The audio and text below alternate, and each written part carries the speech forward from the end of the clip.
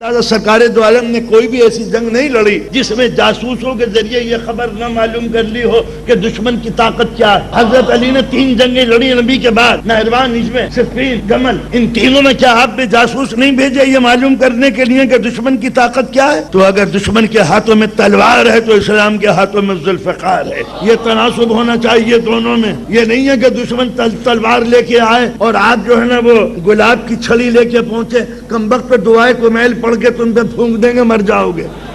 جنگیں دعاؤں سے نہیں جیتی جاتی، یہ منزل عمل ہے، عمل کرو۔ اور جب عمل کرو تو عمل کے اسباب جو ہیں، اگر علی کے سر پہ ضربت لگے گی تو لہو بہے گا، جان جائے گی، یہ اسباب ظاہری۔ امام یہ کہہ دے کہ بحیثیت امام میں مرنے کے لیے تیار نہیں ہوں تو 1000 ابن ملجم 1000 تلوار لے کے آئے، امام کی شہادت نہیں ہو سکتی مگر عمل کی منزل پہ لانے کے لیے کہ اگر مولا بھوکے ہیں تو ذوف ہے، جب ذوف ہے تو جو کی روٹیوں کو توڑنے کے لیے گھٹنے کا سہارا لینا پڑتا ہے۔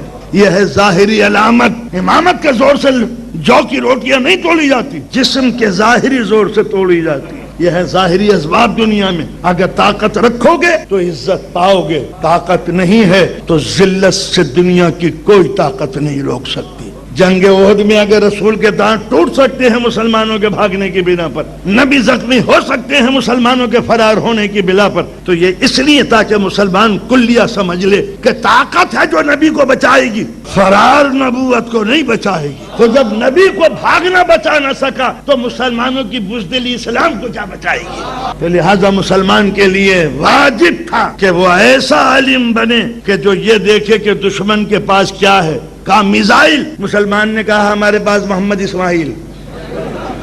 میرٹی کی کتاب پڑھ کے انشاءاللہ ہم دشمن سے مقابلہ کریں گے۔ تو یہ میزائل اور اسماعیل کا مقابلہ نہیں ہو سکتا جب تک کہ تمہاری ٹیکنالوجی ان کی ٹیکنالوجی کے اوپر حاوی نہ ہو جائے۔ اگر یہ قرآن کہہ رہا ہے کہ تمہارے ٹھکانوں کے اوپر گھوڑے صحت مند ٹاپوں کی آوازوں سے دشمن کے دل دہلتے ہیں، تو تمہاری تحقیق و ترقی کی بنا پر دشمن کا کلیجہ کانپے، نہ کہ تم دشمن کی طاقت کے آگے سرنگو ہو کے غلام بن جاؤ۔ یہ تھا اسلام کا وہ منشا مقصود کہ تمہیں ظاہری اسباب کے تحت اپنی زندگی کو گزارنا ہے۔ دشمن کا مقابلہ کرنے کے لیے جب تک کہ مسلمان علم حاصل نہیں کرے گا، جب تک کہ ٹیکنالوجی اور ڈسکوری کی منزل پہ نہیں جائے گا، تمہاری زکوٰۃ کے مستحق وہ طالب علم پہلے ہیں جو قوم کی عزت و آبرو کی خاطر میڈیکل میں، سائنس میں، انجینئرنگ میں لیکچر پروفیسر یہ بے دین نہیں ہے۔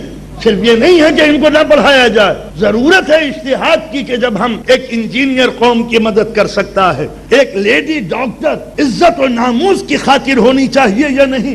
چلیے آپ کے یہاں تو ماشاءاللہ میجارٹی ہے کہ جہاں مسلمان اکثریت میں نہیں ہے، کیا ان کے لیے ضروری نہیں ہے کہ اپنے حرم کی ناموس کی خاطر وہ ڈاکٹر پیدا کریں، انجینئر پیدا کریں، سائنٹسٹ پیدا کریں، قوم کے دفاع کے لیے یہ سارے اسامیوں پہ قبضہ ہو، ہر انسٹیٹیوشن میں مسلمان پروفیسر کی حیثیت سے ہو؟ آخر دنیا نے جو ترقی کی ہے وہ ان اسباب کے تحت کی ہے۔ اب آپ نہج البلاغہ کو پڑھ جائیے اور علی کی اس پھٹکار کو آپ محسوس کریں جو کوفے کے نااہل اور سست پسند لوگوں کے لیے آپ نے فرمائی تھی۔ تم یا اشباح الرجال، اے مردوں کی شکل میں عورتوں، میں وہ لفظ نہیں کہوں گا جو اس کے صحیح معنی ہوتے، تم کیا لڑو گے؟ تمہاری سرحدوں پہ دشمن لوٹ مار کرتا ہے اور تم آرام طلب ہو۔ میں تم سے کہتا ہوں اٹھو تو تمہیں اپنے رنگین باغ یاد آ جاتے ہیں، مولا فصل پکنے کے لیے تیار ہے۔ میں کہتا ہوں اٹھو تو تم گرمی کا بہانہ کرتے ہو کہ لوئے تیز چل رہی ہے۔ میں کہتا ہوں چلو تو تم کہتے ہو کہ سردی سے دانت کانپ رہے ہیں۔ تو جب تم موسم کے نامساعد حالات کا مقابلہ نہیں کر سکتے